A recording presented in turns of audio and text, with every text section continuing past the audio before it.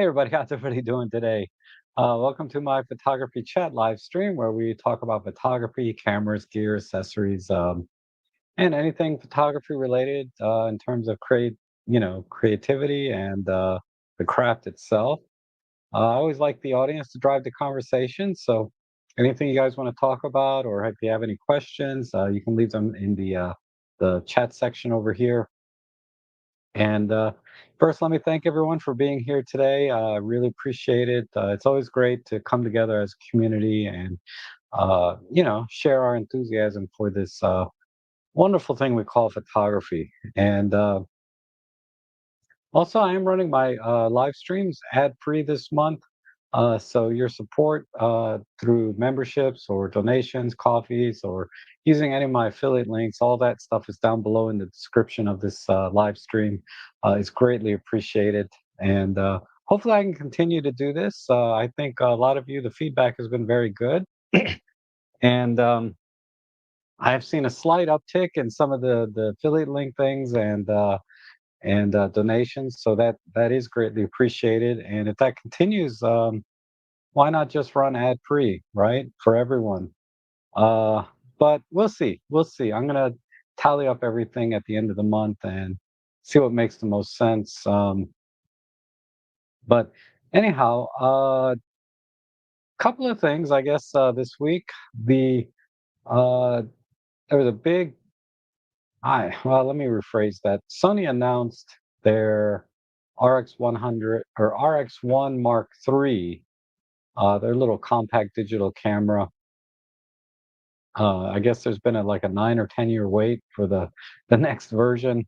So this has been in the hopper at least 2 or 3 years at Sony, uh, developing the camera and everything. And this is one time a lot of people did not get advance notice, like the typical, creators and influencers online didn't get a copy of the camera to play around with, so they could do uh, a launch day type blitz about this camera. And there's a lot of speculation as to why that is. The official announcement from Sony is they just didn't want any rumors to leak about this camera.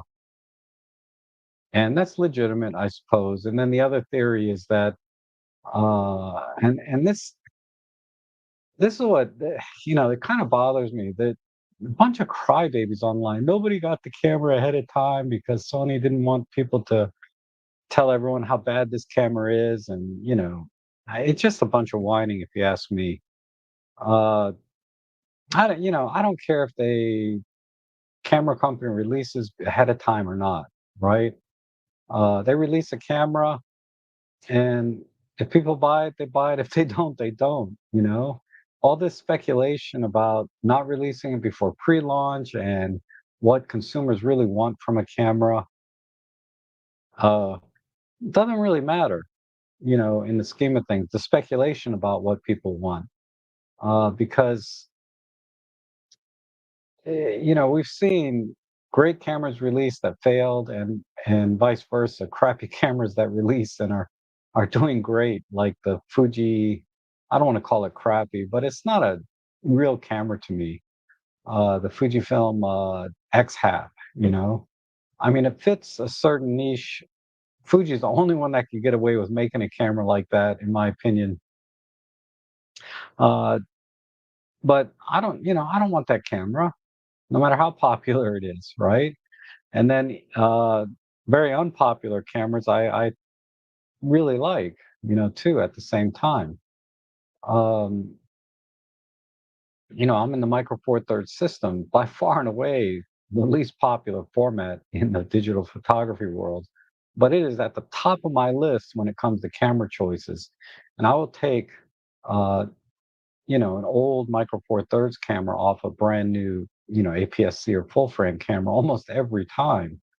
Uh, and that's very unique to my situation, my needs, my wants, my desires. We all have different. We're all different, right? Different personalities, and we look for different things in a camera.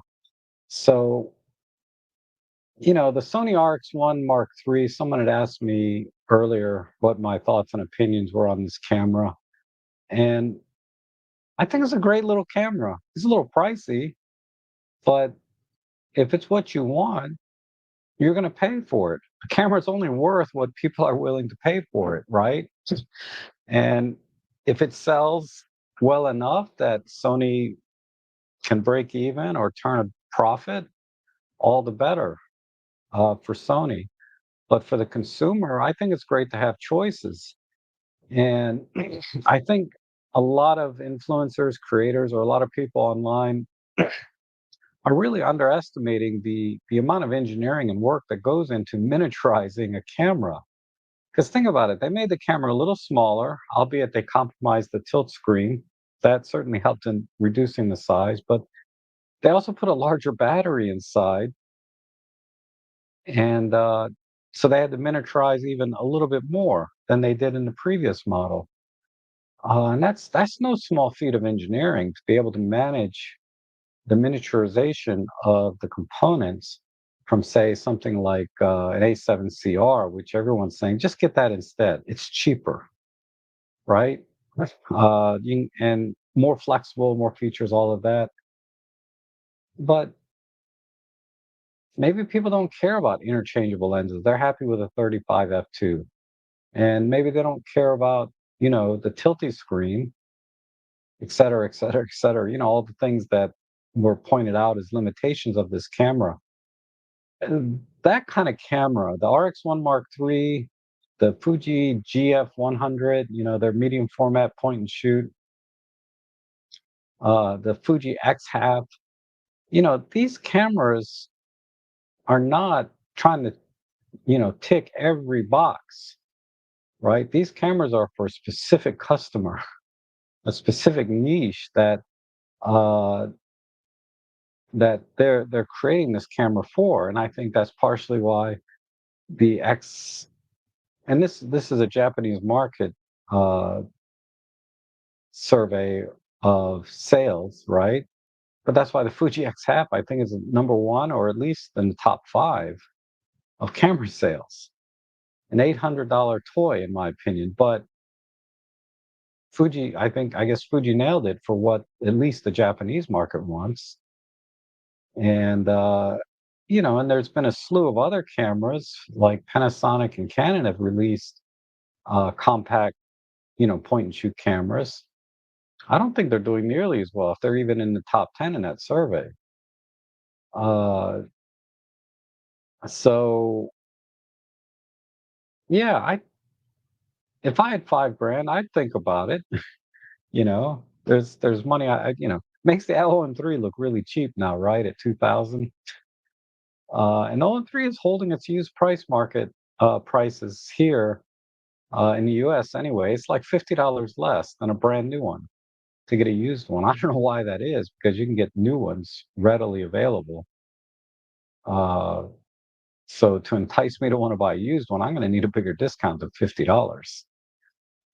Anyhow, um, I understand in Japan you can get them for like 1,600, which that's a whole different market. But here in the US, if I want to get one, I'm going to pay basically new price, and we're several months out. But uh, same for like the Leica Deluxe 8, that's selling for more than what I paid for it. And Leica Deluxe is a great example of a camera that is basically 6 years old and just being re-released with some, USB-C port, kind of like the OM5 Mark II, right? Uh, there's a lot of similarities in terms of, well, there's a lot of similarities between the Leica Deluxe 8 and the OM5 Mark II, right? It's just kind of a reskinning and update with the USB-C, but nothing really else has changed. And a new menu system. A lot of parallels there. And at least at my local camera store, they sold out of the sand beige color like this same day. And I'm sure they're on their third reorder because they got an initial batch that sold out. Then they reordered. I missed that window. I checked in at like noon or 1 o'clock that day. They were already gone, but they were available that morning. So they're probably on their third reorder for that. The OM3, the sales have tapered off a bit at that store, so that's a little disappointing. I think the OM3 is probably the best camera I've ever bought. For me, right? I love everything about it. I love the vintage styling, number one. That's the only reason to buy that camera, right? Because if you want all the features, you just get an OM1 Mark II for the same money, basically. But it is basically an OM1 Mark II in a vintage body, and that's why I like it so much. They didn't compromise on any features, and they gave me the styling that I want. Uh, so I'm really happy with that camera, and I use it all the time. In fact, this weekend I had to make a deliberate effort to not take it with me because I have all these other cameras I need to work with, uh, and get accommodated with for other reasons, not necessarily for my photography. Um, but either do a product review like a lens or flash, or uh, to help some of the other people in the photo club with their settings and et cetera, et cetera, et cetera. But I didn't buy those specifically because I wanted to improve my photography. Uh, that was probably third, fourth, or fifth in line with respect to why I have all of these other cameras. Number one, if I'm looking at my photography and the things that I want to do professionally, personally, creatively, home systems, that's it. It does everything and it does it well. Uh, so yeah, I'm a fanboy. And at the same time, uh, I did not, I do not go into, I'm not a keyboard jockey. I don't go in there and defend Micro Four Thirds when people criticize it, right? Because everyone has their own opinion, and I respect that. And it's not my place to go in there and try and change their mind or tell them they're wrong. Because I was watching a video by Eric Jennings, who's been a guest on my channel before, and I think is a great guy. Uh, Said these fanboys are killing me because he said he didn't love his Sony A7R5. He thinks it's a great camera. It does everything it needs it to do, and it does it probably better than any other camera, right, in terms of autofocus and image quality, all of that stuff. But he doesn't like it. And he went out and he bought an old Panasonic S1R, right? No, S1, not even the R model. I'm a little gassing for my old. I used to have an S1R. I'm kind of gassing for it again, but I'm holding back. I'm holding back. I'm leaning towards maybe an S1R Mark II, and I'll talk about that later. Uh, but yeah, all the Sony fanboys came in and just bombed his video, uh, and they people, a lot of people just don't get it, and this goes back to the Sony RX1 Mark III. If somebody buys it and likes it, you know, why criticize their decision or their choice to get it? It just, it's silly to me. Um, Now it's not the camera I would buy. I wouldn't mind having one, but they're on a very pragmatic level. Certainly, there are better choices, right? They cameras that check more boxes for less money, even, and there are also fancy choices like the Sigma BF for like that camera selling for 2,200, like $3,000 less. And I would argue it's a bit more stylish, just as compact, and will deliver the same image quality for all intents and purposes. I mean, 24 megapixels versus 61. You can't really tell the difference in everyday type photography. I think for the market that camera's targeted for, I would argue Sony would have been better off making an RX1 Mark III with a 24 megapixel sensor or their 33 megapixel sensor from the A7C Mark II. that would have been probably a better choice for that kind of camera. Uh, the rationale being is, um, better low light performance because people are going to take that into museums and use it indoors, when they're traveling, taking pictures of cathedrals and what have you, right? Events indoors with their family. This is basically a travel leisure camera. It's not a professional camera, so to speak. Of course, you lose the cropping ability that the 60 megapixel sensor gives you, so that you get these virtual 50 and 70 millimeter focal lengths because it comes with a fixed 35.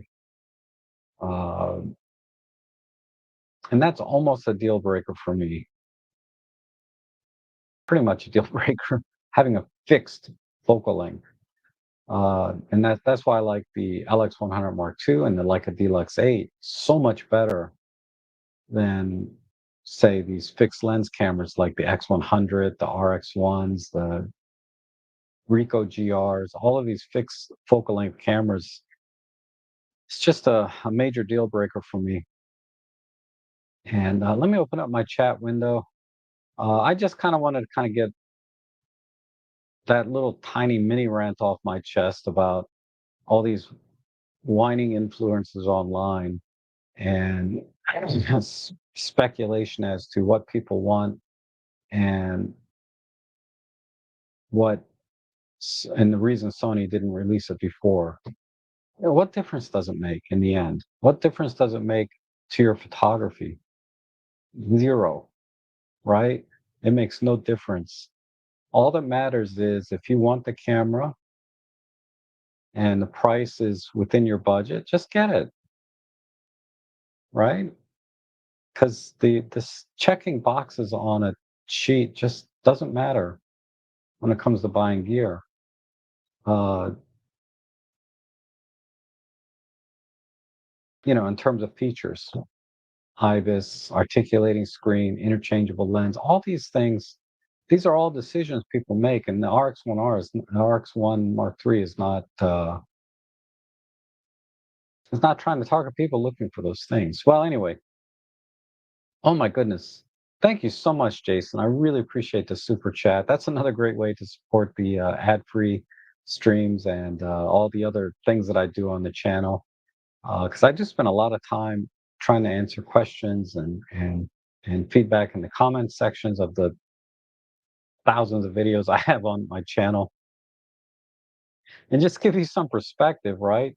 I have probably 2,000 videos between maybe 1,000. I don't know. At least 1,000, but I think it's closer to 2,000 videos and live streams on my channel. And I turned off all the ads this month, right? So I haven't had any ads run on any of the videos or uh, live streams that I've created this month. And I get like $12 off of all of those videos combined per day, right? So like a little $2 super chat. That's, it's amazing. It's great. I greatly appreciate it. Okay, and I see, oh, Walter's here. Hey, Walter, how are you? Say hi to your lovely wife for me. It's good to see you here. And Robert, good to see you. Good to see you. And Jeff, always good to see you. Marcia, David, hey, David. Sorry couldn't make it yesterday to the sunflower thing. I had a photo shoot yesterday, actually. And let's see, Stuart, good morning. And ATR Bear and Thomas, good to see you. It's 27 Celsius. I don't know what that is. I have a gut feeling it's closer to 80 degrees Fahrenheit. Right now, my room is 81.8 degrees Fahrenheit, 76% humidity. So I just turned the AC on. I, God, electric bills have gone up so much per kilowatt. You know, I'm very conservative. I'm always like the lowest because my power company, they send charts of how much electricity you use and I'm always like one of the lowest in my community, uh, relative to like 100 other houses of similar size in my neighborhood. And they always say, "You're doing a great job." And yet the bill keeps going up, the per kilowatt cost. It's just, anyway, it irks me. Um, Last Sunday, yes, that's the problem is YouTube will insert ads anyway on ones that I've turned off the ads. I don't know why. Uh, so I wish I could guarantee there would be no ads. All I can tell you is that I've turned them off on my end. And if they get inserted anyway to such an extreme, I might as well just leave them on and make a few bucks, right? I mean, I get anywhere from $3 to $6 per stream if I have the ads on.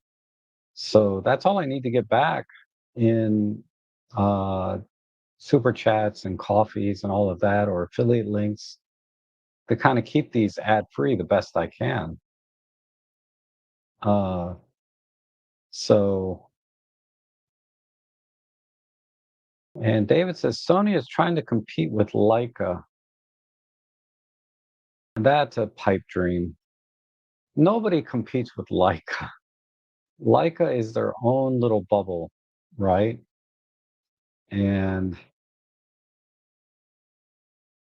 what makes Leica are their lenses, and nobody else makes lenses like Leica, or so they want you to believe, right? I've never shot a Leica camera outside of my little Deluxe 8, but that doesn't count. Uh, if you get one of their, APO lenses, they're high end. I've never shot with anything like that, so I don't know. I don't know if there is something to it or not. Uh, the digital part of like the bodies, I don't know that in of itself is worth it. Uh, but the lenses I can see where even though the difference is maybe 1% between that and say a very fine Chinese knockoff like from Viltrox, right? People will pay that 1%. And again, if that's what if you want to like it, just get one. It's okay. I'm not going to pass any judgment, right? Um, and Ethan also thinks they're trying to compete with Leica. I don't know, Ethan. I just I just don't see Sony making this camera and say we're going to compete with Leica. Now they might be thinking, let me compete with Fujifilm, you know, but if they were trying to give a Leica alternative, they can't price it at or near a Leica price. you know, because you had a lens cap and the thumb grip to that Sony, it's already closer to 6,000 right there. And I don't see anybody that owns a Leica considering a Sony. I don't see it myself, but who knows, right?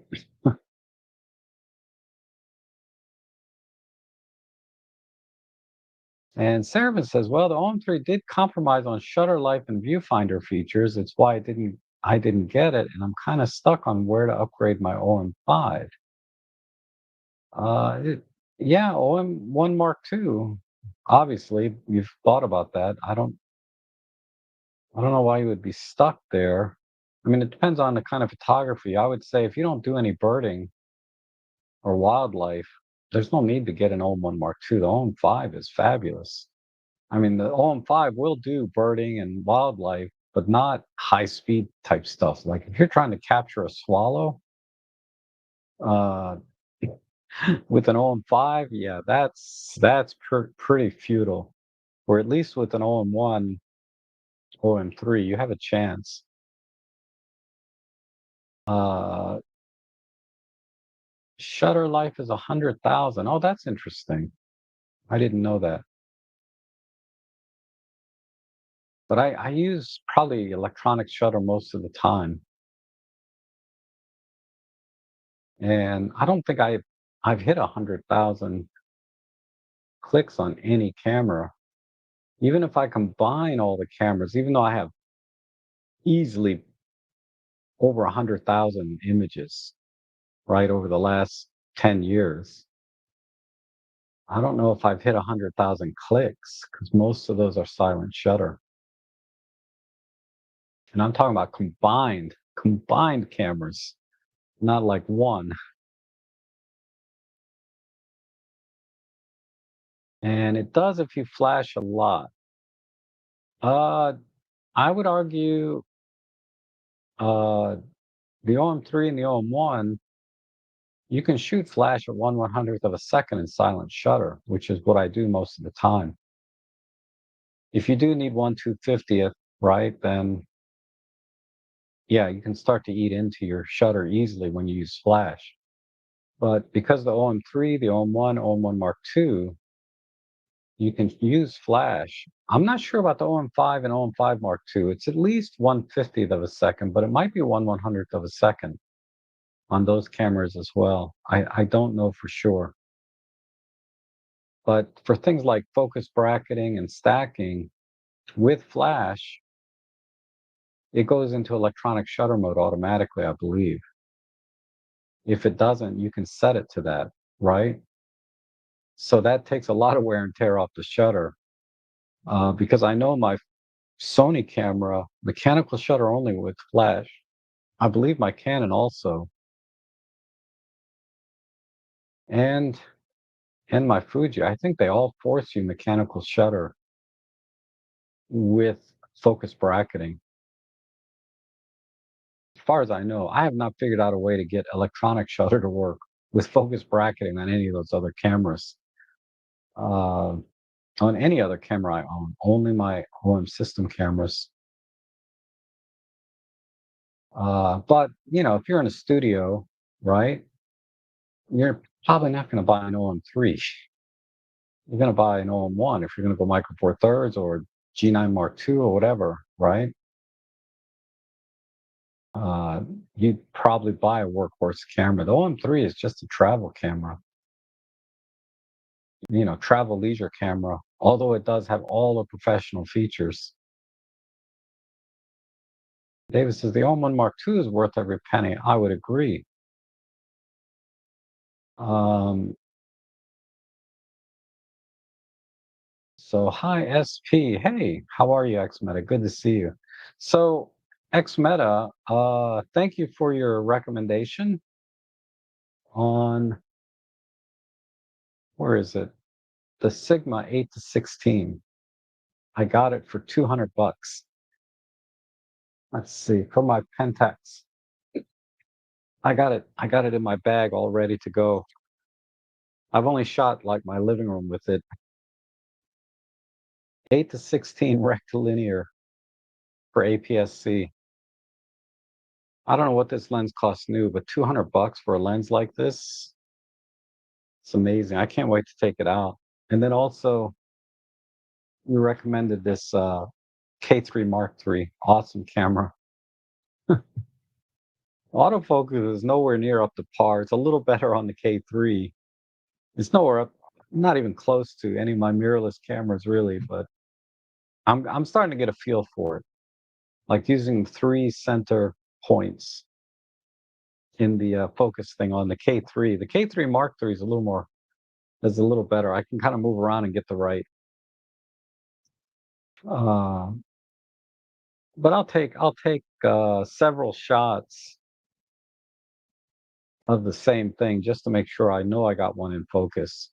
Like I did 7 or 8 pictures of Ellie this morning with the K3 and 17 to 50, And out of those, only one was really out of focus or misfocus. So that's not bad. But I was using just that center line of focus points. The middle three are the best from what I've read. And then anything outside of that is not quite as strong. But I heard the center 3 points were good. But yeah, I'm excited to take the. I almost went out this morning, crack of dawn, to go shoot some architecture with that 8 to 16. And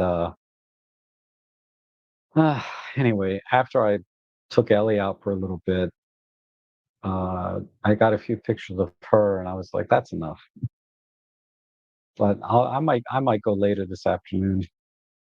I may still go to the sunflower thing with David. There's another one this evening, and Marco's here. Good to see you, Marco. Marco got the OM5 Mark II in sand beige. I'm really jealous. I don't think I'm gonna get it now. The gas for it is kind of tempered, but I would love to have a camera like that in that color. And I think I can get 300 bucks for my EM5 Mark III, so that'll offset it a little bit. And Gordon is here. It says, funny story, set up last week for sunset shots on a trip to northern BC, but I forgot the sunset there was about 10 p.m. It's very cool and windy, just about froze. Well, wow. Wow, that's funny. Yeah, it's all about planning ahead, right? And the weather in the UK tests the OM weather ceiling, no question. Weather ceiling on OM system cameras are really good. And hi, so the K3 video will be finished when? I don't know if I'm going to make a video about these cameras. I'm not really into doing camera reviews and comparisons. Um, because every camera's kind of got their own personality, and you really have to get to know the camera and how it behaves when you're using it. Like I'm still not comfortable with the autofocus. I mean, I have a feel for it now at least, but my confidence is still not 100%, right? Very high.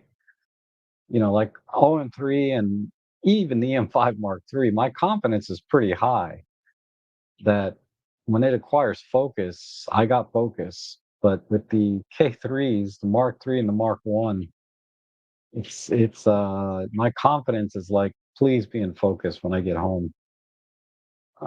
What's funny is I have to watch some of my JPEG settings because the exposure is way off. What I'm seeing on the back of the screen is the JPEG, but the RAW is like feels like it's almost two stops underexposed because it's doing highlight shadow recovery in the JPEG.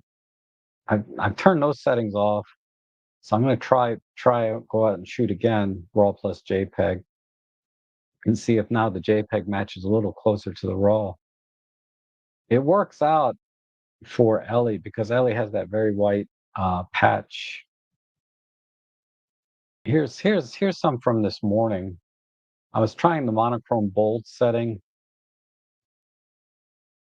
but here's the raw image. Uh, let me do, and this has been. Let me reset it. That's been. But here's the raw image on the left, and I was using this little tiny flash, the Media F2 or whatever. So clearly, I have some shadow recovery or something turned on the JPEG settings for it to make such a stark difference. But I think ultimately this is okay. I did want it slightly underexposed because I didn't want to clip the highlights because she's black and white, right? So this is very common.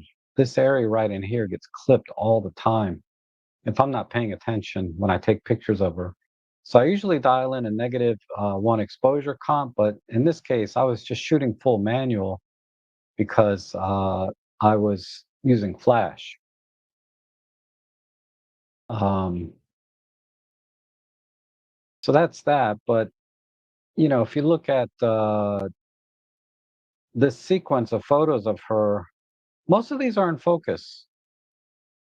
This first shot, I was a little overexposed, but yeah, most of these are in focus. These look good.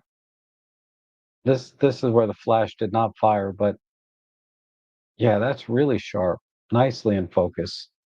So I think I got it with respect to the autofocus settings and which points to use and when. And the K3 Mark III's maybe even a little better hit rate.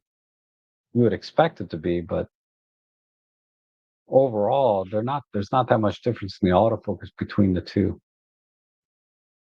Sarah says, well, the OM one is ugly, and I like vintage style cameras for fun and side work. All of my cameras are vintage style. Probably wait for an X Pro 4.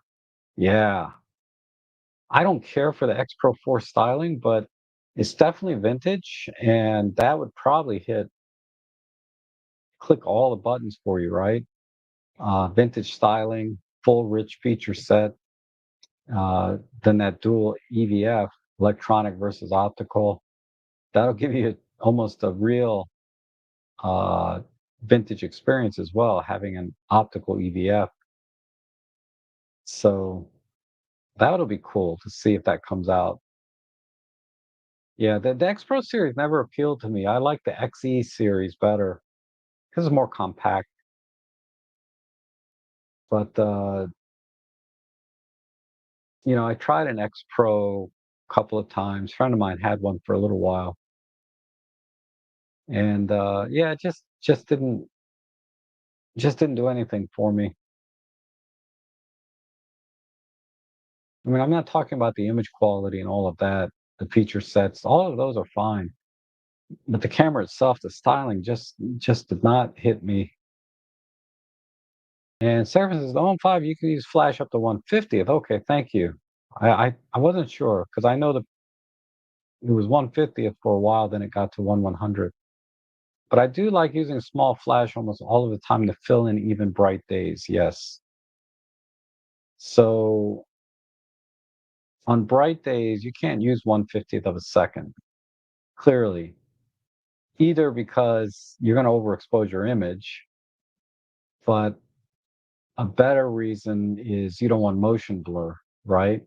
And if you're on a bright day, you're going to get motion blur if the subject's moving at all. Bright days, typically you want to be at least 1/500, 1/1000 to keep the brightness down, the exposure close to neutral. And then if you want to shoot wide open, yeah, you need even faster shutter speeds on a bright day than flash. But with flash, you got what, a 1/250 at sync speed, so you'll probably be at f8 or f11 with flash. Uh, you could shoot wide open, but I'm gonna have a hard time with the exposure on a bright day. But yeah, 1/50th, that ain't cutting it. That definitely ain't cutting it. Uh, Even if you put like an ND filter on, that's not going to solve the problem of the motion blur, right? Of the subjects moving on a bright day. So at least at 1/250th of a second with an ND filter and flash, you're good. You're good on bright days, but not with a not at 1/50th. At 1/100th of a second, you could get away with a lot of things. You can get away a lot further than you can with 1/50th, but it's certainly not 1/250th of a second. So I see where you're coming from. If that's how you shoot, and this goes back to what I said. Everybody's different. Everybody has a different way of shooting and style that they like to shoot or workflow that they like to have. Seraphin likes to use flash on in daylight, right, as fill or whatever, and he wants the 1/250th of a second. Whereas for me, it's wouldn't matter, right? So it completely rules out uh, for him the the OM3, because even 1/100th of a second, I think in his scenario would be a problem. 1/100th of a second, still not quite there to kind of freeze motion blur of just people walking, let alone anybody that's moving with any kind of speed or any objects like a car driving by. Uh, anyhow, AF is tricky with birds. People are fast objects like motorcycle racing, but cityscape and nature no problem since the K20D. Yes, I did try a little bit of the tracking. Wasn't terrible. I mean, it kind of worked, right? It was trying. Says I like an app called Magic Hour. Okay, does that also give you weather conditions at the same time? Because that seems to be the issue. Um, sorry, I forgot. Someone was having earlier. Sorry, my memory's not great. And Jan is here. Good to see you, Jan. I'm doing well. Thank you. I hope you're doing well. And well, World Inc. O says I have an OM3 and a Media Light F2, but for the life of me, I cannot get the flash on the rear curtain to freeze trails despite setting it to rear curtain sync. Any thoughts? Oh, okay. I'd have to experiment a little bit, but I do know that the Media Light F2, the flash duration is quite long. Uh, so that may be handicapping the rear curtain sync a little bit, even though the flash is supposed to fire, after the fact. Uh, I cannot get it to flash from rear curtain sync to freeze trails. Yeah. Um,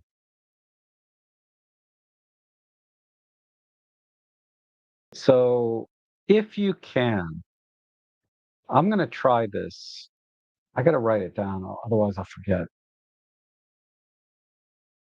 Because I want to talk about the Media F2 later. Not today, but like on Tuesday when I talk about everything that I bought on Prime Day. But I would not have tested for Media F for the rear curtain sync unless you brought it up here. Media F2, because I kind of hit the usual things, right? Recycle time, flash output power, um, the wireless syncing. Those, the more practical things about a flash. But rear curtain sync, I rarely do that kind of photography, but that's a big one, nonetheless, right? Uh, so I'll look into that. Check in on Tuesday stream, either live or rewatch it later, and I'll try and address it in that stream. And Margaret says it's so gorgeous in real life. I love it. Have my silver on 5 with ECG 5 and whole grip boxed up like new. If anyone wants a deal, oh man, awesome. So as you know, the OM5 Mark I is just basically the same camera, less USB-C port.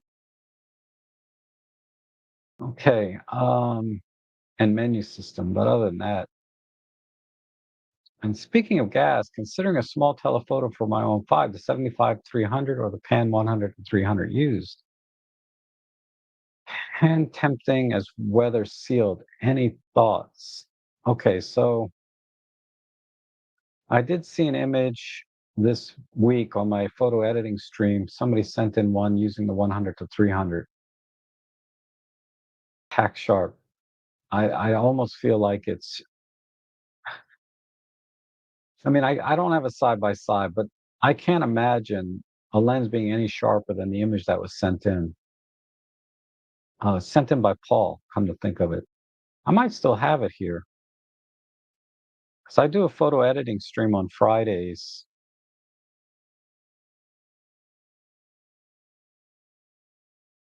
But I've never used it personally, so I'm only speaking to the optical quality. The autofocus speed, compatibility with other features, I don't know. Uh, other live stream.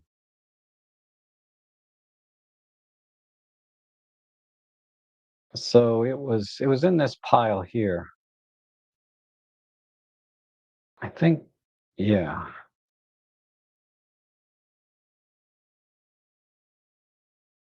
that's his edit. This is my edit. Okay.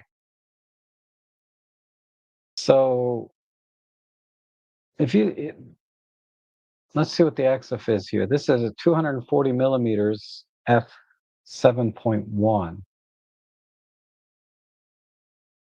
but yeah, and this is on an OM1. Again, this is processed. If I go to the raw image and where's yeah, this is the raw image. This is the raw image without any processing. It's already a really amazing place to start.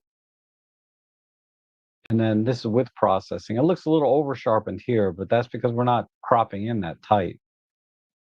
I cropped in, basically to here. Uh,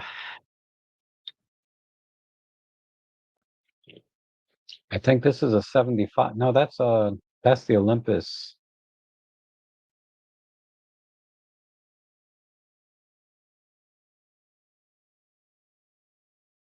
I don't see any 75 to 300 in here. Okay. Although I've done plenty, right? Um, if we go to my Flickr, and I'm doing this for the benefit of everyone here in the stream.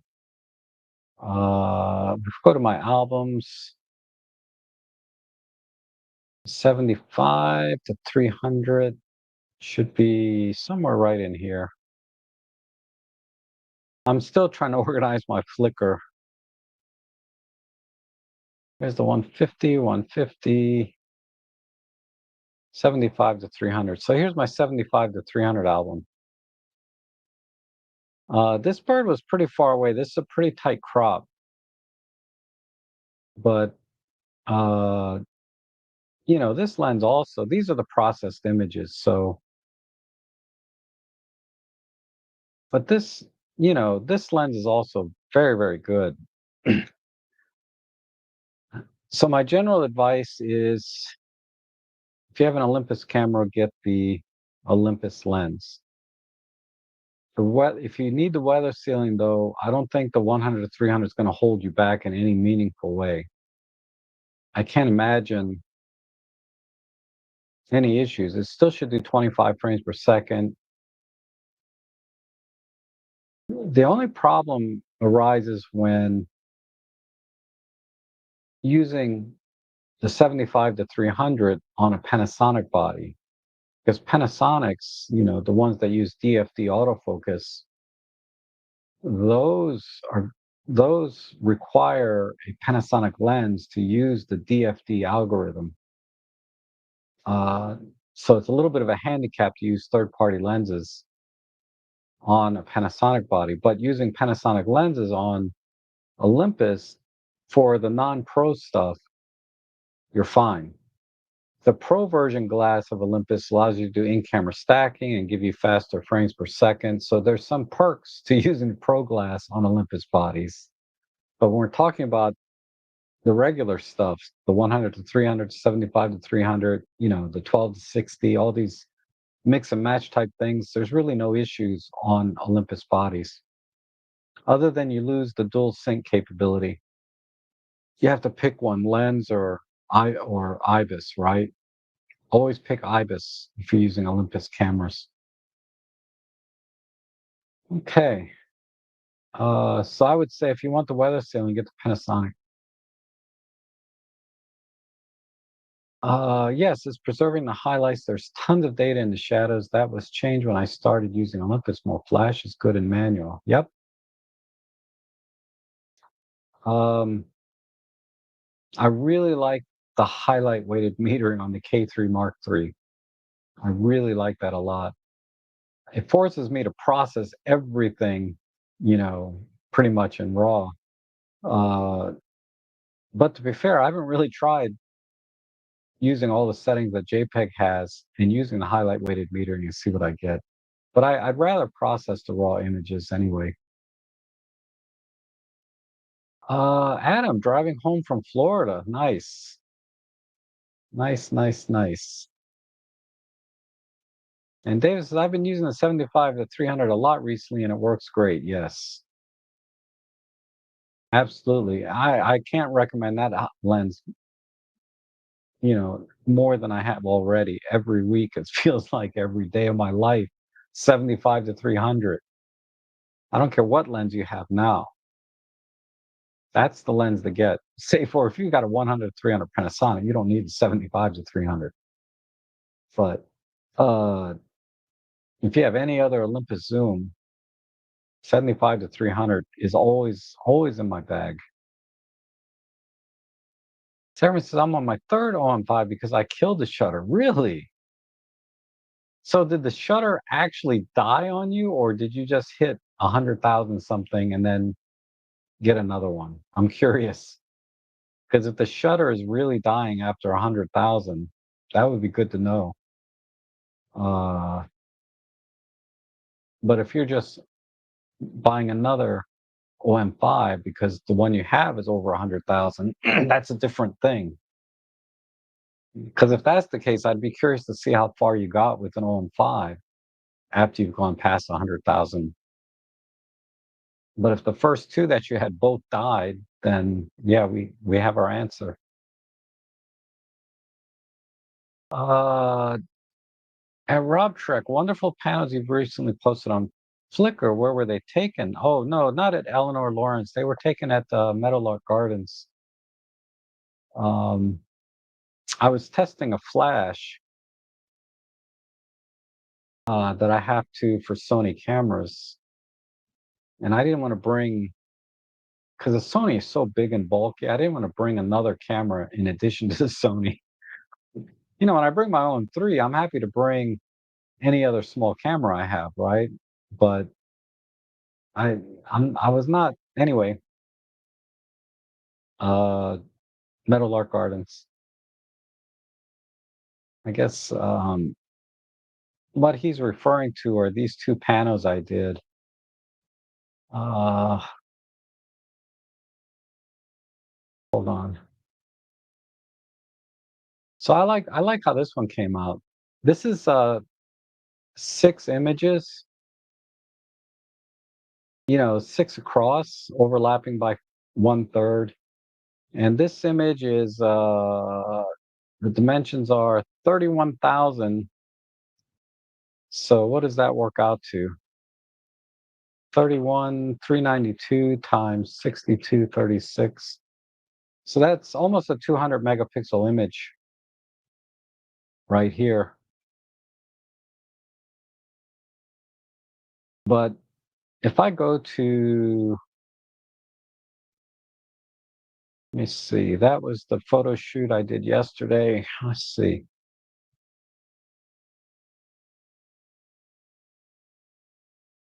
As you can see, David Crooks. So this is the whole image, right? But if I zoom in all the way, see if I can get in there.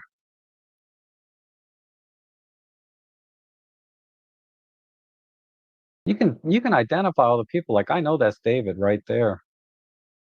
He's got a 75 to 300 looks like. But if I back out, that's crazy. Crazy amount of detail. So this was my initial stitching and pan, and there's some AI crap down here at the bottom which I hated, so I just cropped everything back to the original. And I ended up with I think this was my final image. Yeah, this was my final. I decided to kind of really bring in the highlights of the clouds up here, shining onto this water spout thing and illuminating the right side of this gazebo. So this doesn't have any AI generated stuff in it, like AI generative fill. I think that's what it was, or it was content aware fill. Yeah, content aware fill. I got rid of all of that and I used a different panel stitching software, so I didn't have access to it anyway.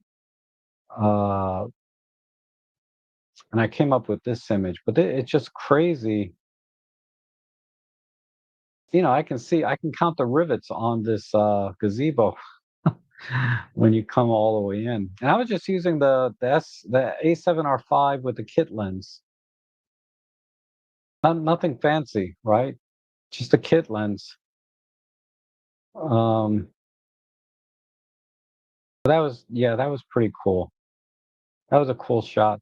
What I was really testing was the new tripod I got, which I'm going to talk about on Tuesday.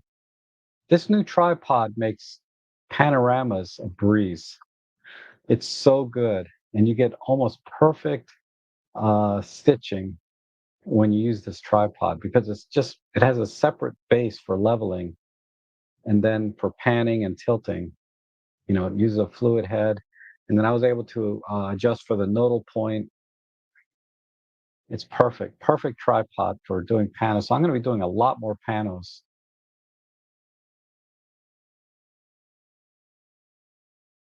And David says it does have the forecast. So Magic Hour includes forecast. Cool. Xmeta says, and in general, AF is very accurate with f2.8 lenses, but faster lenses are tricky.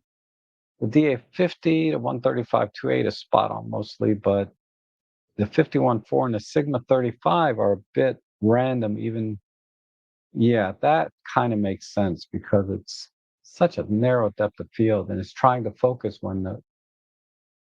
I wonder. I wonder if you use the depth of field preview. Well, no, I bet the camera will still open the aperture up and to do autofocus, then stop it back down, even if you have depth of field preview turned on. But you know where I was going with that. But I don't know. Has anybody tried that? I'm curious. And Henning is here. Good to see you.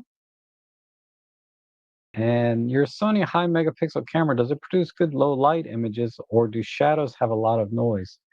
Yeah, it's because of the very high pixel pitch, it's noisier than most full frame cameras, right? It's closer to APS-C in terms of noise performance, which is not that far off from Micro Four Thirds, right?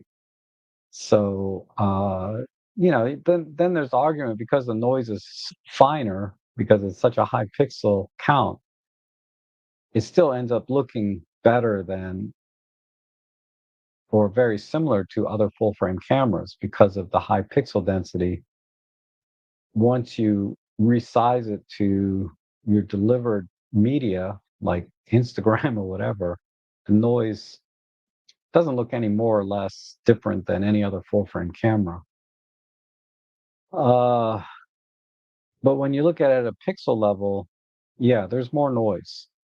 There's more noise, similar to APS-C, uh, a little better than Micro Four Thirds, but not much. Not enough for me to make. If I was shooting low light all the time, I would not buy an A7R5 because you do have to work the files a little bit harder.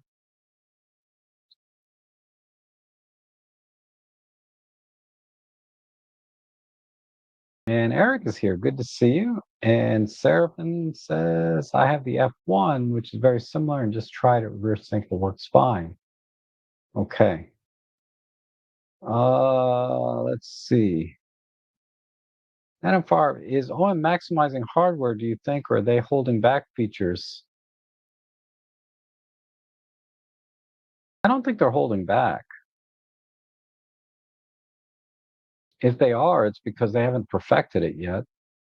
Because the features that OM system has now, that the execution is so good, high-res shot mode, in-camera stacking, live ND, grad ND, live bulb, live, what's the other thing? Live comp. All of these features, the execution is near perfect for these kinds of features. And can they do more? If they're holding back, it's probably because of they're not happy with the execution yet.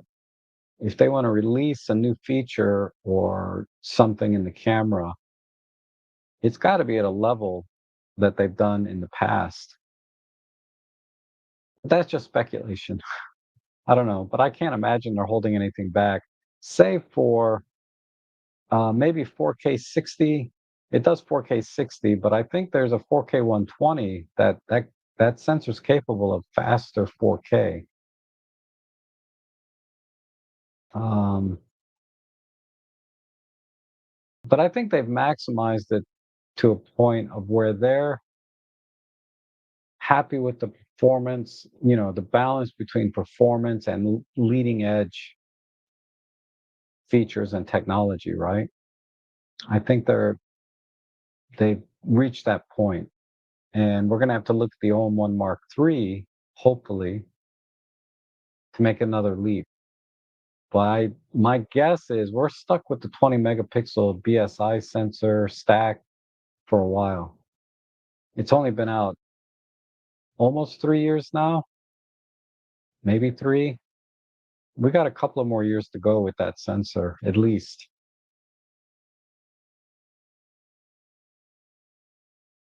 And Eric says, Rob, what is your technique for regulating your lenses to outside temperatures from AC to extreme heat? The lenses keep throwing on the condensation for at least 30 minutes.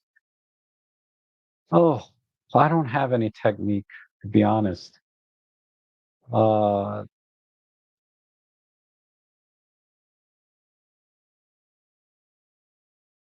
you know, what they say to do is leave the camera in your bag for 30 minutes, depending in either direction, whether you're going from cold to hot and hot to cold, vice versa, right? 30 minutes in the bag so that the camera can gradually accommodate or adjust to the temperature that you're going to be working in. But yeah, I've had foggy images because I don't have a workflow for it. But it's rare. My house, I don't have that problem. My house is never that far off the outside temperature. So my room is actually, even with the AC on, I just use window units because my house, I don't have central AC. Uh, it's still 81.3 degrees in here, even though I've been jibber jabbering for an hour now with the AC on. The temperature has not come down. The humidity's come down to 77%, so it feels better, but temperature wise hasn't changed in here. So I don't have an issue of taking cameras from my house to outside, generally speaking. Uh, I don't have any condensation issues, but say from an AC car that's been air conditioned, then going outside, the rule of thumb is 30 minutes, right? But I don't generally I've only had that problem once when it was very early morning. And my car was air conditioned, and I took the camera out and went out to take pictures of some doe and things like that. And my lens fogged up. So usually what I do is if I'm going on a longer trip where the camera's going to be in the car for a while, I keep it in the trunk in the bag.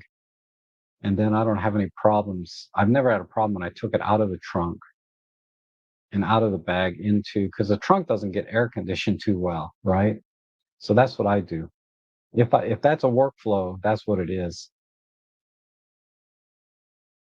And glass, for example, F mount to Z mount, do you know if formulas have been updated?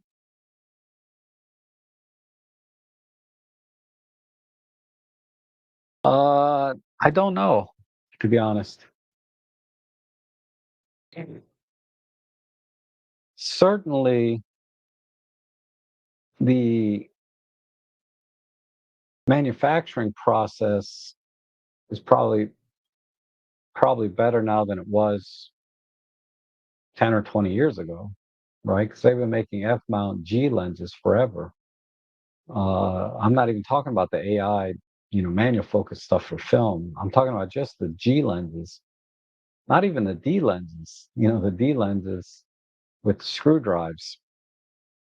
Those those optical formulas change from D to G in some cases, and then from G to Z, I would imagine a lot's changed because Tamron makes some of the lenses for Nikon Z mount. But yeah, I don't know offhand. But but I would imagine the coatings process has been improved. Like they got better coatings now than they did 10 or 20 years ago, certainly. Any thoughts on a 75 to 300 being updated? If they do, it's going to be strictly cosmetic, just a rebranding. And I wonder if Elmont is going to end up like MFT when it comes to quirks with manufacturing. Hmm. I don't know. I haven't looked into it. I mean, the best place to check is the Elmont type forums where people are trying to use Panasonic glass on Leica cameras and vice versa. But I don't recall when I was using my S1R, I did read some forums, people trying to compare the, Leica versions of lenses against the Panasonic versions on a Panasonic camera and Leica camera. Some people own both. They own the S1R and they own the Leica SL2, and they were giving side by side comparisons in forums, and the Leicas were better, plain and simple. But in terms of interoperability, I don't recall reading any problems there.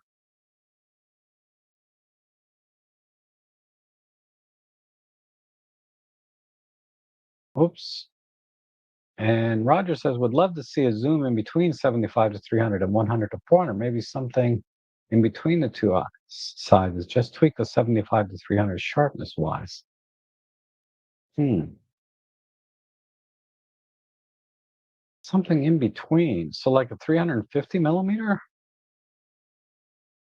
Uh, that would be interesting.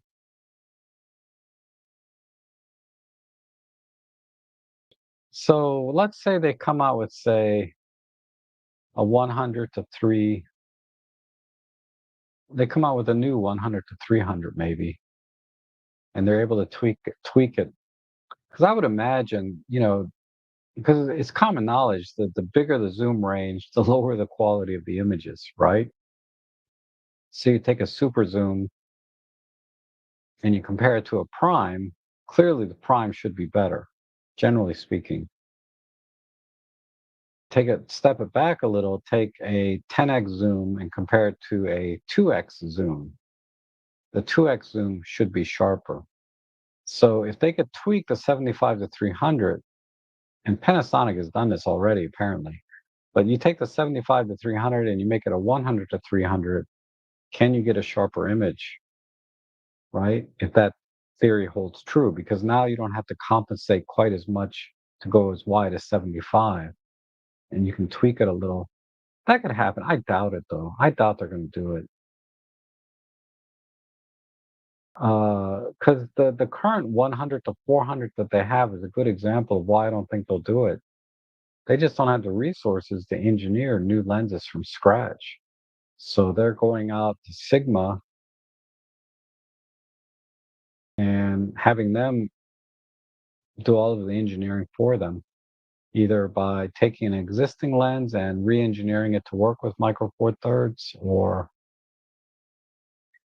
making totally new lenses. Like I hear the 75 to 1.8, you know, it's not new now, but when it came out, everybody says that's a Sigma lens. And I can see that. I can see that would be a Sigma lens. So if you see a Sigma lens, that would be sort of a gap between those two lenses you just mentioned. It's possible. that would be the most likely route for OM systems. And I found that Walgreens actually does decent prints. I've had a few 11 by 17 made and was expecting garbage prints, but they were impressively clean and crisp. 11.99 a print, nice. Um, and Shree is here. Good morning, Shree. Good to see you. And take it to my local camera store because I can never remember the damn sequence to check the shutter. My camera starts giving me crazy exposures, and then I know. Last one was 120,000. Okay. So that makes sense, right? When the shutter starts to lose its mojo, the exposures are going to be off. So I appreciate that. That's good to know. Uh, so OM3 would be an issue, right? You drop 2 grand, and within a year or two, you've already hit the shutter life on it. That would be a problem. And 66 watching, only 23. Oh, I appreciate that, Adam. And let's see. David's reminding us that the 50 to 200 is on the roadmap. That's right. It'd be better if it was a 50 to 250, but we'll see what it is and how much it is. Rob, have you ever had to clean your sensor? How do you do it? Uh, yes, I have. More often on my other cameras, the Olympus ones actually stay pretty clean for a long time. Like I have not yet cleaned the sensor on my OM1. And I've used that quite a bit for my paid jobs. And I would see the spots if I had any. Uh, my Pan F, definitely I've had to clean, but I've had that camera 10 years. I most recently cleaned it about a year ago, but I use the sensor swabs, that you can get. They look like, let's see.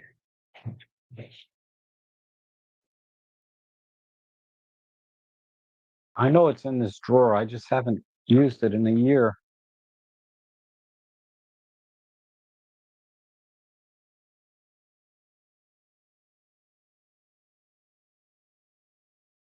Ah, that's all right. Um,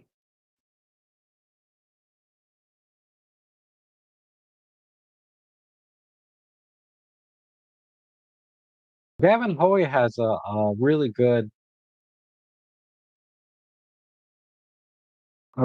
He has a video where he cleaned a camera live, I think, and he used these sensor swabs with a little bit of cleaner, and that's what I do. I'm sure they have these for Micro Four Thirds.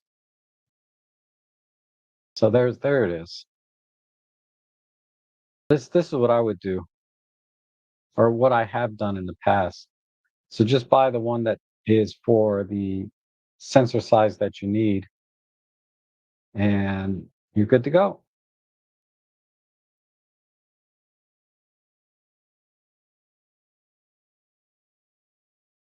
Let me find Gavin Hoey's video for you. Uh,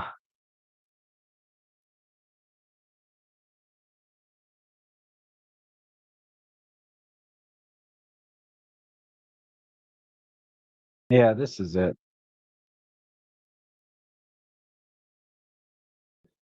So how do I get the link here? So this is the video. This one here.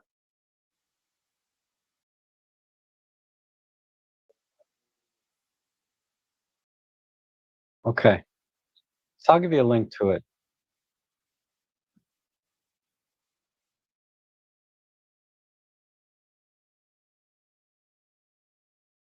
Okay. Uh,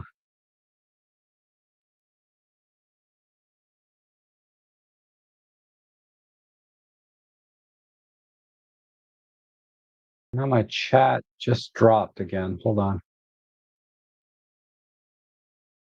So, oh, shoot.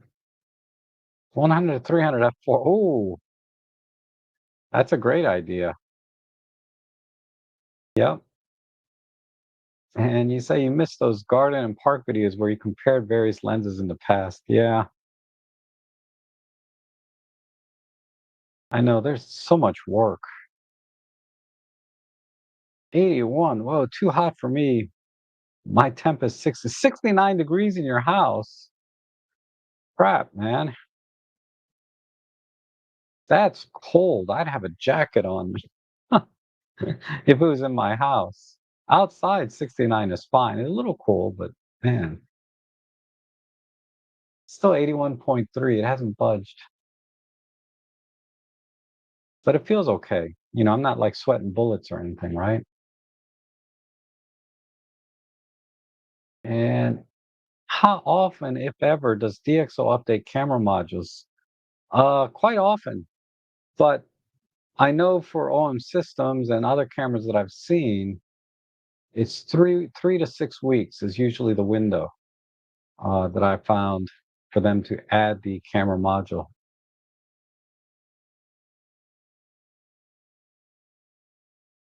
And on a regular basis, I would say 3 or 4 times a year, I've seen an update for camera modules. So, for example, I've had DxO Photolab 8, uh, I don't know, however long it's been out. So we are up to version 8.7. So yeah, it's already been updated from 8.0 to 8.7 since its release. I don't know if that means there's been 7 releases or what have you, but 3 or 4 times a year is my gut feeling for three to 6 weeks after the camera's released. And I showed a little hack so that you can edit other cameras, like new cameras, before the actual update comes out. So, for example, the OM3, it took 3 or 4 weeks for the official update from DxO to come out. But I made a video about how you can change the EXIF data so it registered as an OM1 Mark II, and you can edit OM3 files using the OM1 Mark II profile. But you have to change the EXIF data. So I have a video on that. So I would imagine, even though the OM5 Mark II may not be supported right now, if you change the EXIF data to say OM5, you can edit the you can edit OM5 Mark II files using DxO right now. And the same is true for Lightroom. When I did that, Lightroom was able to edit the OM3 files.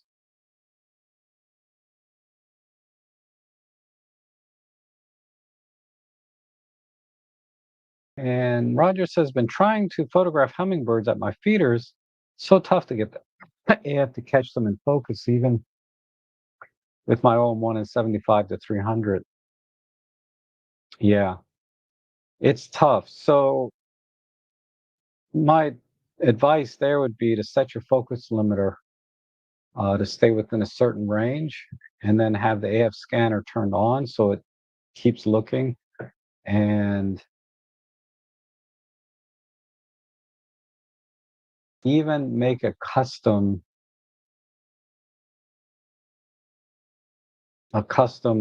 focus area, kind of wide and narrow. Because hummingbirds usually, when they're going to the feeder, they're kind of, you know, staying in a little bit of a range here, and that might help as well. So create a smaller, custom, and wide target area, AFC, with tracking turned off. And the other thing I said, I can't remember. uh, Focus limiting. And if you look at the EXIF data, it'll tell you the distance uh, that your feeder is away from the camera, or what the camera thinks the feeder distance is. I guess you could measure it, but if you look at the EXIF data, it'll tell you what the camera thinks the feeder is, which is more important. And then set a range within, I would say 1 meter in either direction of your feeder. Okay. And ZF versus OM3, which is smaller? The OM3, definitely. Uh,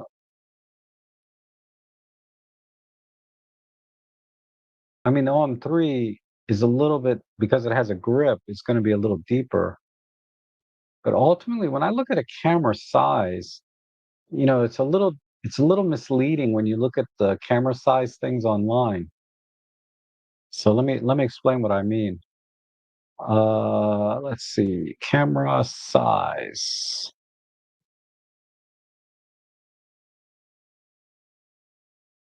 So this is the most common one used, right? Is something like this.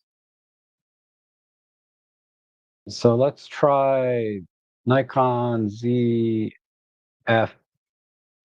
Is it in here or not?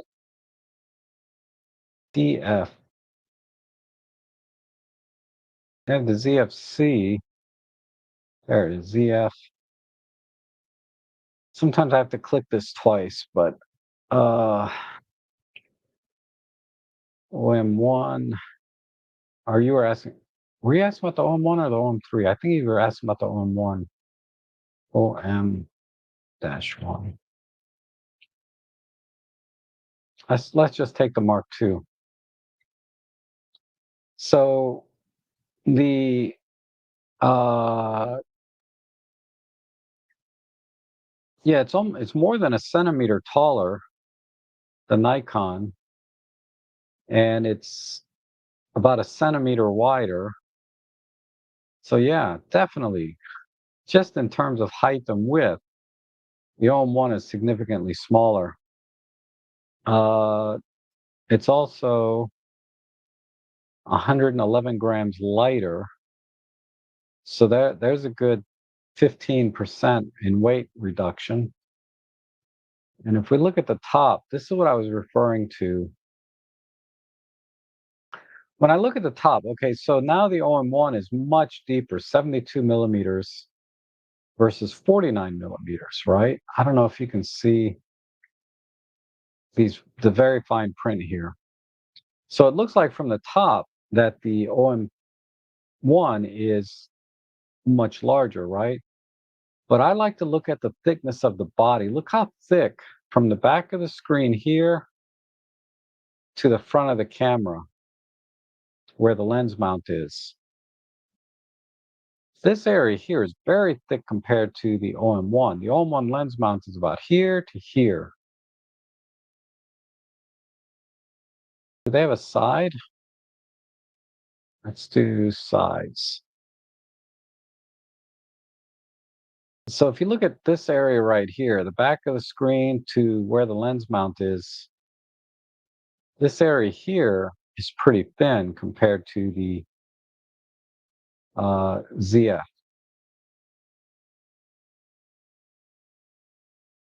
And then looking at the top, again,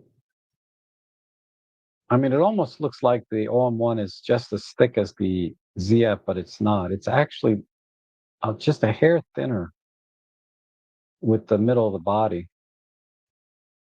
So that's something that gets overlooked a lot. Is this part right here, this thickness? I would say on this camera it would be right here. This thickness is very thick, even though this overall thickness, the OM1 is probably about the same. So that makes this camera just much, much thicker. Uh,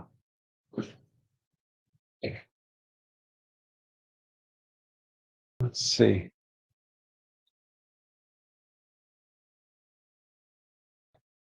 Like the A7R5 and the OM1, if you look at the dimensions, there's not that much difference. But when you look at the thickness, there's quite a bit of difference. It's hard to see in a live stream.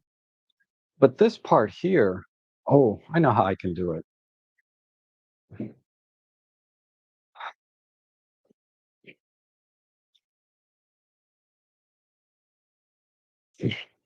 I mean, I just took a very short answer of yes, the OM1 is smaller and going crazy. But you know me, I'm the fine print guy, right? So I have my little caliper here. Hopefully the battery's good. Yeah.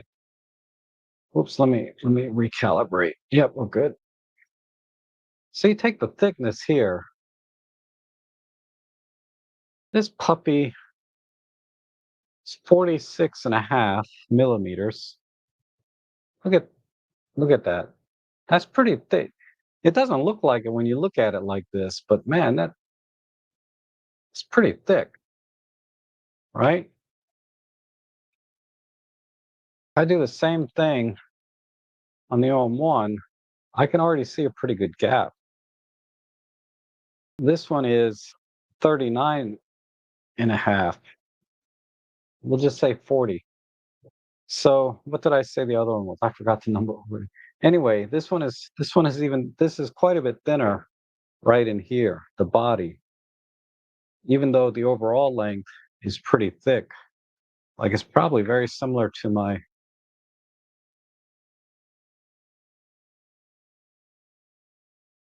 yeah, it's very similar to even this big full DSLR when you look at the dimensions. Anyhow, how about the grips? Yeah, the grip on the A7R3 is a little bit, just a couple of millimeters, and that's what kind of like just bugs me sometimes when see people quoting sites like this. They're like, "Oh well, the OM3 is so much thicker than the ZF," and it's like, wait, you can't look at it like that. The grip doesn't really count, in my opinion. All right, it's right here. This is what adds all the bulk to the camera. The other problem with this Sony ergonomically is there's very little gap here between the lens and the grip. I mean, I just have a kit lens on here, and so there's plenty of room. But if I were to put like any of the G Master lenses or anything like that, it's all of a sudden your knuckles are rubbing against the lens. Uh, Whereas if you look at the gap on the OM1, there's a nice gap here, room for a couple of buttons on top of that, right? Anyhow,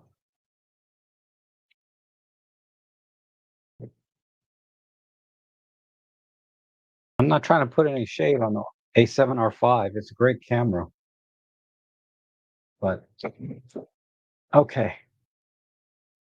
So let's see. Um,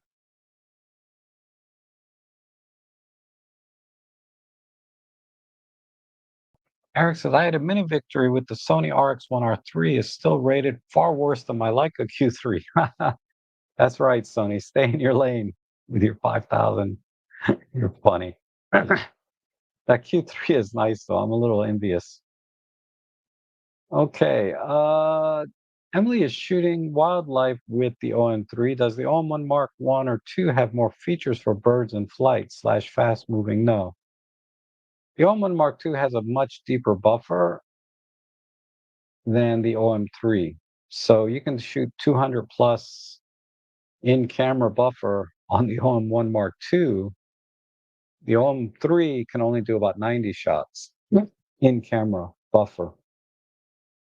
So you go from, say, a 2-second burst in 50 frames per second versus, say, 5-second burst.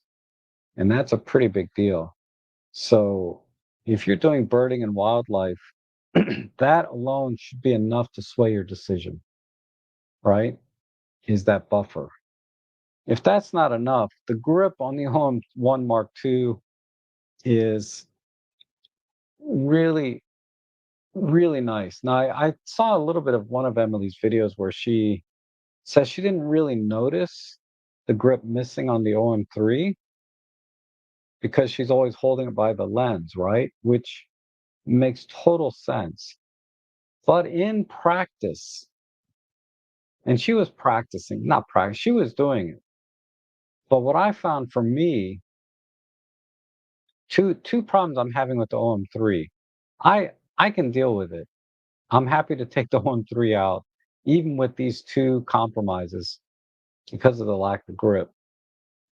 Is you have more control when you have two both hands on your camera able to control the very fine differences of trying to get that bird in the frame or in the composition that you want. It's easier when you have a good grip like this to track a bird and make those very fine, minute adjustments as you're tracking to keep the bird in the frame. Uh, this is true especially for very fast moving birds like swallows, hummingbirds, uh, all the tiny backyard birds that I do. If I only have control of the camera with my left arm, in this case, and a little bit on my right, if I'm squeezing like this on my right versus having a nice grip like this, I have better motor control with the grip. So I'm able to capture very fast moving birds easier with a camera like this than I can with the OM3. So from a practical matter, in terms of ergonomics, the grip having the grips gives you finer motor control and precision in tracking and stuff. The other thing is uh, with the OM3, my OM3 is out on a tripod somewhere, but this corner here on the OM3, I have a bottom plate just like I do for my OM1. The bottom plate on this one is very rounded and very smooth. The bottom plate on my OM3 is like a knife. It's really sharp. So when I'm gripping my camera like this, right, white knuckling my camera to track birds and stuff like that, man, this little corner of my palm, I get a I got a big indent in here. It doesn't cut me. It's not that sharp. Nice heavy indent because I have to overcompensate for the lack of grip. So I'm holding it tighter while I'm trying to track things. So that's two big reasons to go with the OM1 Mark II. Huge buffer and this corner here and the fine motor and comfort of tracking and everything makes the OM1 Mark II the better wildlife camera by far. But I'm content with those compromises, right? The smaller buffer, I shoot in bursts anyway. There's been a few times when I wish I had a bigger buffer, like a kingfisher was jumping off a branch and swooping down to get a fish out of the water, and my buffer ran out. It ran out because I was using Pro Capture. Pro Capture eats up half your buffer, right? The my buffer ran out right when he was about to go into the water, and I wanted to get the tip of his beak right in the water. I missed it because my buffer ran out. But if I had an OM1 Mark II, yeah, definitely I would have got that shot. Okay, so uh, Emily is shooting wildlife with the OM3. So feature-wise, no, other than the buffer. And supposedly the OM1 Mark II has a better autofocus algorithm, but I don't really see much difference between my OM3 and OM1 Mark I with respect to autofocus. Okay, good afternoon, everyone from Puglia, maybe. I have the Leica SL2S, and I'm using both Panasonic Sigma and TT Artist and L mount lenses with no issues at all. Awesome. So it truly is an open source mount, or if you're part of the alliance, whatever. Uh, thank you for sharing your experience there.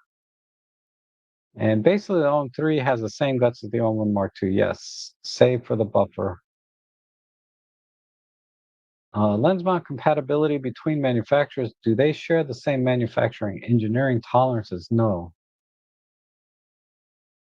They all have their own fabrication and manufacturing facilities. They're all going to have their own different tolerances. Uh, so you go to one extreme, Leica probably has the very finest tolerances. I'm talking about the Leica Summicrons and APO lenses, not the Leica Panasonic ones. Leica Panasonic ones, I'm sure, have to meet a certain criteria in the same way of tolerances and things. But anyway, take like a Leica Summicron or not a Summicron, but like an APO lens. The extremely tight tolerances in the manufacturing process, the materials, the coatings, the polishing, all of that is very, very different than, say, somebody like TT Artisans. I guarantee and this is why a lot of the earlier, they're getting better, but a lot of the third party TT Artisans, 7 Artisans lenses have trouble with flaring. Is the manufacturing or coatings and polishing that they do is nowhere near the level of, say, a Leica.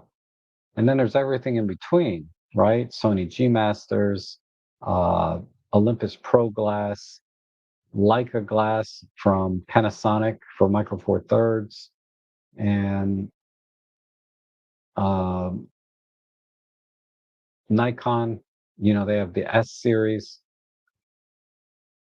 They're all going to be a little different, and a lot of the marketing, a lot of it's just marketing, right?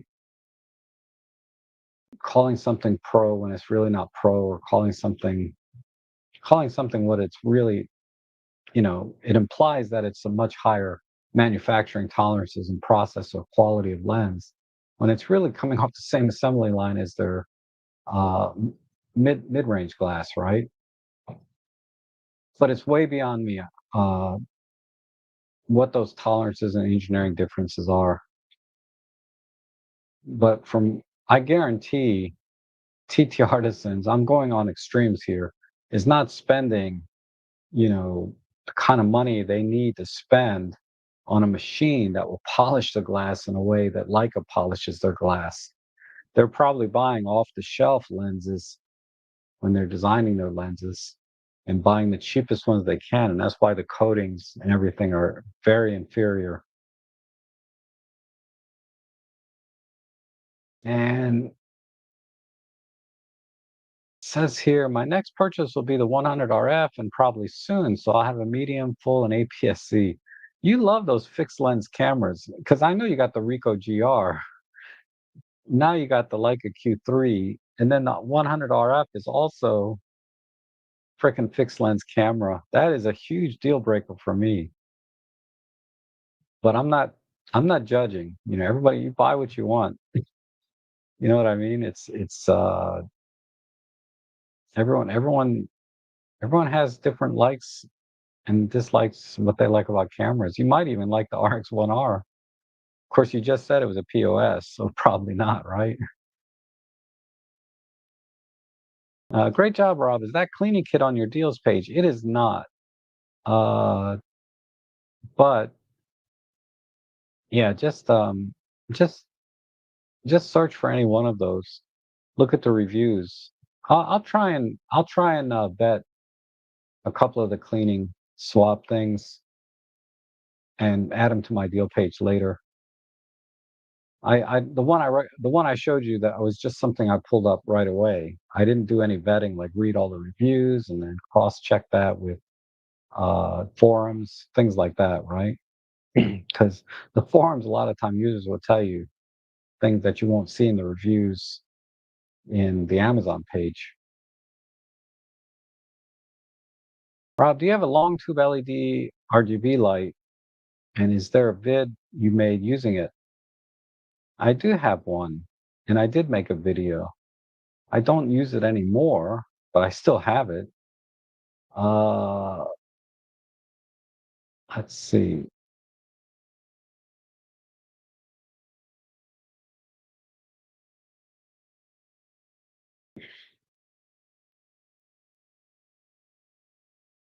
Nope.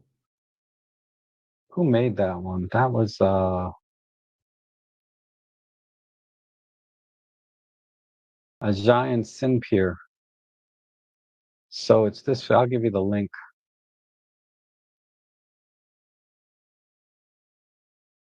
It's crazy.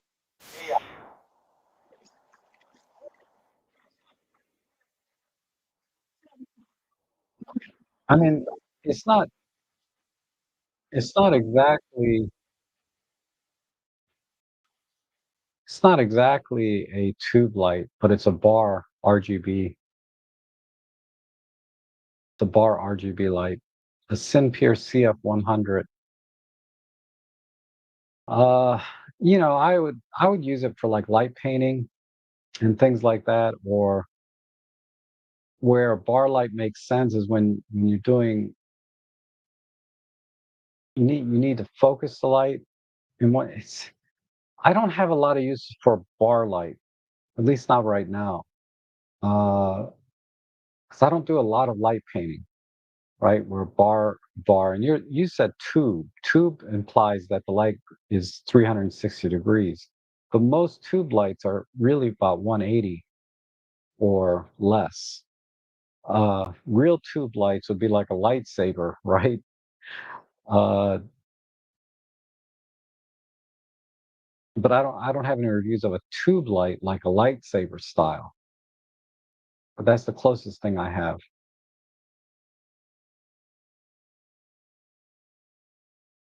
And does the OM1 Mark II have higher S1, S2 burst rates in electronic shutter? I know it is a deeper buffer. No, it's the same, 50 frames per second or 100 frames per second. And I think SH1 will do 120 frames per second. And it's the same on OM3 as far as I know. And the Gray Vanzina says, love my ZFC with an 18 to 140, but wow, is that a lot heavier than my OM5 Mark II with similar lens? Yeah. Yeah, it's always the lenses that make the system heavier, right? And Darko says, have a great weekend heading out to park test my Z7 and 200 to 500. Awesome.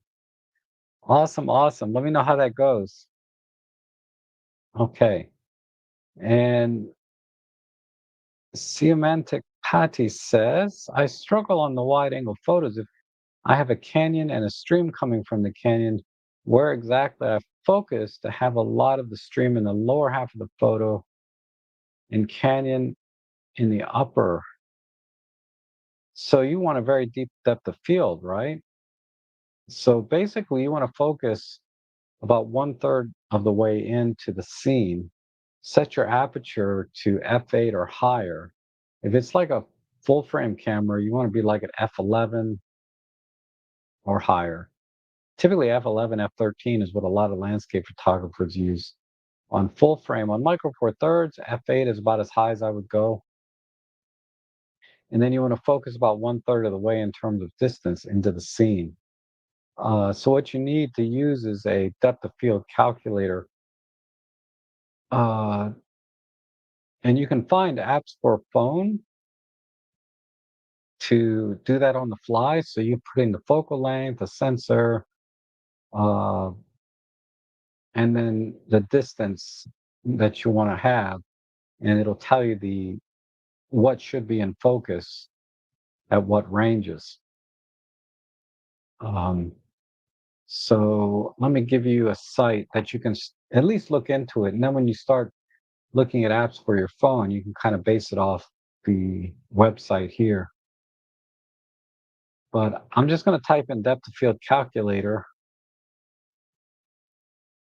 into Google, and I've used this one a lot,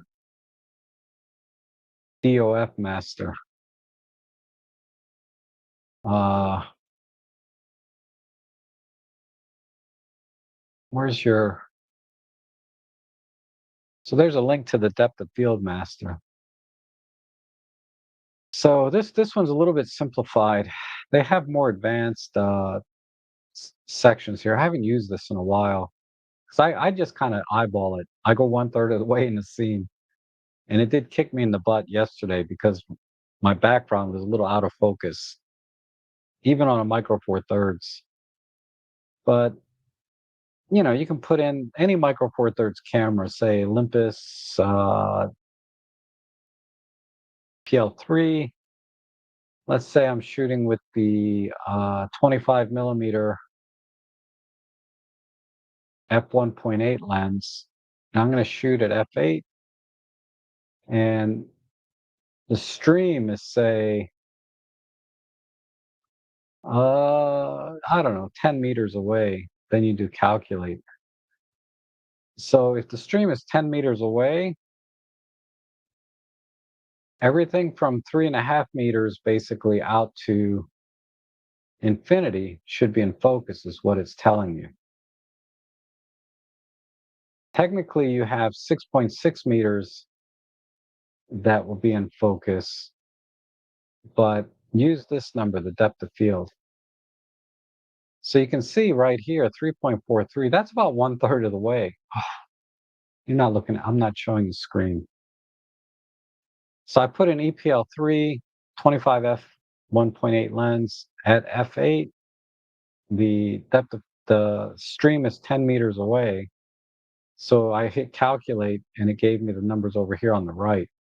So you can see 3.43 is about 1/3 of the way in. So I just kind of eyeball it and guess, and I'm usually okay with that. But if you want a little more precision, this is the way to go. Uh, and then go out and practice and get a sense of distance when you're at a scene.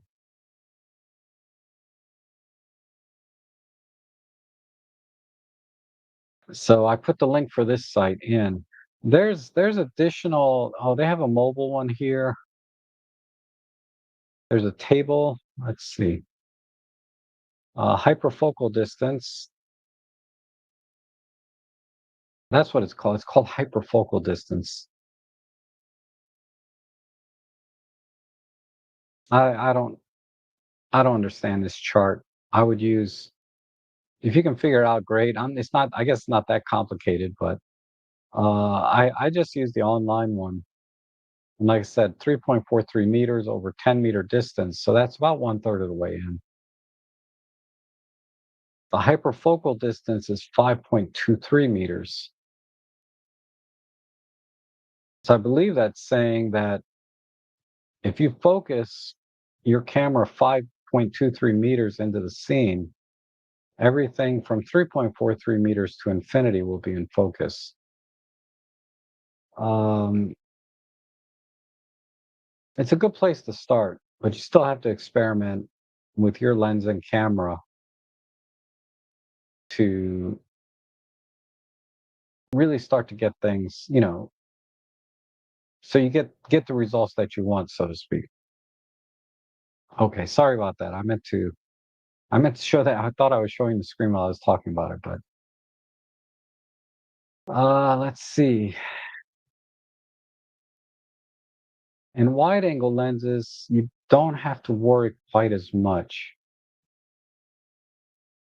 But yeah, if you have a wide angle lens and you're shooting at f8 on a micro four thirds or f13 on a uh, full frame, you should be good, focusing 1/3 of the way in.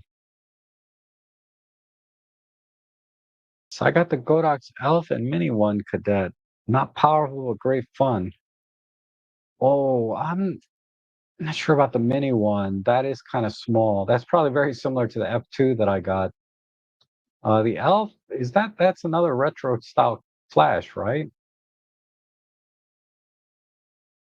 Hold on, let me just look at it. Oh yeah, that's tiny. Yeah, that's this Godox Elf. I was thinking of this, the Cadet.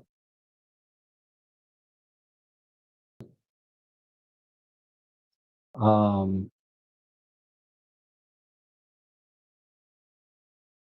the Cadet should be powerful enough for most things, if I recall correctly. The Elf, yeah, that's going to be a little bit too small. That's going to be like the FLM3 in terms of power. And Photomaker says, I also got the IM30 small flash Rob mentioned a while ago. I just got a uh, flash stuff, FK dash stuff. Okay. Not sure what you meant there at the end, but yeah, the IM30 is great. It's a great little flash. I'm reviewing the IT30 now. It's basically the IM30, but it has a radio trigger built in. So you can use it off camera via the Godox X trigger system. So it's a nice little flash. So it's a little flaky on Sony, but so is every third-party flash on Sony. Sony is just so many workflow issues with Sony. I'm just not happy with that camera. I so want to trade it in, but anyway, I'll think about that. Let's see. Oops, saying I was just got a diffuser for the Godox IM30 flash. It's nice. Yes. Okay, gotcha. Yeah, both are kind of retro. Yep. Uh, yeah, because that is kind of neat. I like the little flower petal design. It's kind of neat. Okay. So, yeah, it looks like I caught up. If I missed your chat, if you had a question or wanted to talk about something, you can leave it now and I'll try and get to it. Wait, I just saw a name here. Did I not? Andrew Javion. I just got a tiny flash with off camera. Okay, cool. Yeah, the media light. It's a cool little flash. There's certain limitations with being so small, but like I said, you got once you know your gear and what each one is capable of, you can really uh, use it to its full extent to great effect. And I just got the tiny flash with off camera head. Love it. Cool. So yeah, everyone's talking about this thing, right? I was using it this morning with those pictures of Ellie that you saw, and you can use it off camera like this. There's the trigger stays on the camera, and you can use it off camera and then put it back on. I mean, there's a little LED light here. This sucks. Don't buy it for this. Just pretend that's not there. But the flash part, yeah, it's pretty good. It's not quite as bright as the FLM3. It's about two-thirds of a stop less bright. The recycle times are about the same. The flash duration, and I got to check this rear curtain sync thing. But I'll try and figure all that out before Tuesday when I do my Amazon haul because I'm going to talk about my tripod, uh, my extension tubes, this media light flash. What else did I get? I feel like God, I spent like $500. I can't even remember everything I got. I mean, the tripod was 160. That took a big chunk. I guess I can just look at my Amazon shopping list or order list. Oh yeah, yeah, yeah. The I got a mouse, a chair, some arm things, the webcam and the tripod were it's $300 of it. That's why. So I'm looking at my orders here. So this is the tripod. This tripod is awesome. These little plates are awesome. This is the media flash. This is awesome. This webcam, I'm using it now. This webcam is awesome. Uh, got that for 150 bucks. And then this little chair is really good. Uh, then the arm protectors. This chair sucks. This I paid $8 for. This little chair sucks. And I bought some filters because they go on sale every Prime Day. This mouse is awesome. I paid like $10 for this mouse. Anyway, this I'll save all that for my Tuesday stream. The extension tubes were awesome. It didn't get very good reviews, but I'm using them. They work great. I took some great pictures with them.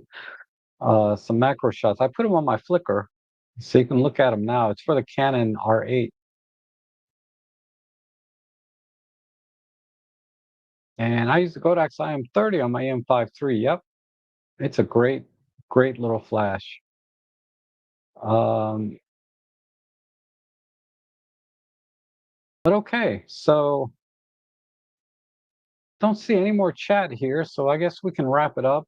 I've kind of talked about the stuff that mostly about cameras this morning, and answered a few questions. So again, hopefully, actually, before I go, let me know if anybody saw ads during the stream today, because I'm pretty sure I turned them off. I'm just curious if anybody saw any ads on my stream today, or if you see it when you replay. If you're watching this after the fact, let me know in the comments below if you saw any ads, because they are turned off right now. And oh, the Great Benzina, you got a refurb. Yeah, the TG7 rocks. That's a great camera. Thank you, Seraphin. So no ads. No ads for Photomaker. Awesome, awesome, awesome. So if you guys enjoy these no ad things, you know, 99 cents a month as a member, uh, none of this is required. I'm just asking, right? Donations, if you can, participating in the streams of many of you had, clicking the like button, subscribing. All these things are awesome ways to support the work that I do here during the streams and in the comment sections, and also offline with the photo club. I like to help as many people as I can. So if you're in the area, come on out. Go to the Virginia Beltway Club in Virginia, obviously, on meetup.com. It's David Crook's. Let me just give the link while I'm here. David Crook is actually the founder of this group. This is the group, Virginia Beltway Meetup. I try to go to all of these as much as I can. The next big one I'm going to, yeah, I got to go to this one, August 4th. So I'm going to attend that one. This should be fun. The Flying Circus and Balloon Festival, that's always a lot of fun. And that's on September 20. Ooh, that's a little risky. I have, ooh, I'm going to go because it's at 6 a.m. So I can be back by noon. I'll be okay. Yeah, the Bald Eagle tour, uh, the workshop. Well, some of this stuff that you have to pay for, I can't go to. I can't really afford these things. It's not only just the money, but it's also the time to travel to a certain location. I can't really do that. But all the local stuff I go to almost all the time. So let me put this link in the chat. And I'd love to meet you in person if you can make it to any of the events. I know Eric is local, but you haven't come out yet. But hopefully one day you can make it. And does VA Group do any web programs and talks? Visit just in person? It's 99% in person. If there's any kind of web talks, it's usually me. I do host web talks maybe twice a year at most, not very often. So I would just say 99% is mostly in person stuff. Um, I've done a few classes. It's been a year since I've done a class. I did one last year in June. Flash photography class, no charge. I do the classes for the Virginia Meetup group for free. It's been a while. It's been a year. Um, but if there's demand for it, if people ask me to do one, I can do one. Do a class, in-person class for free. So I'll come out in the fall, Rob. If we do some street photography, I'm done. Oh yeah, we go to Old Town. It's time to time. Either on Eisenhower Avenue. I love doing the those are the only tall buildings like within earshot or nearby, and then also Old Town. Usually very early though. I like to do the sunrise over near Wilkes Tunnel.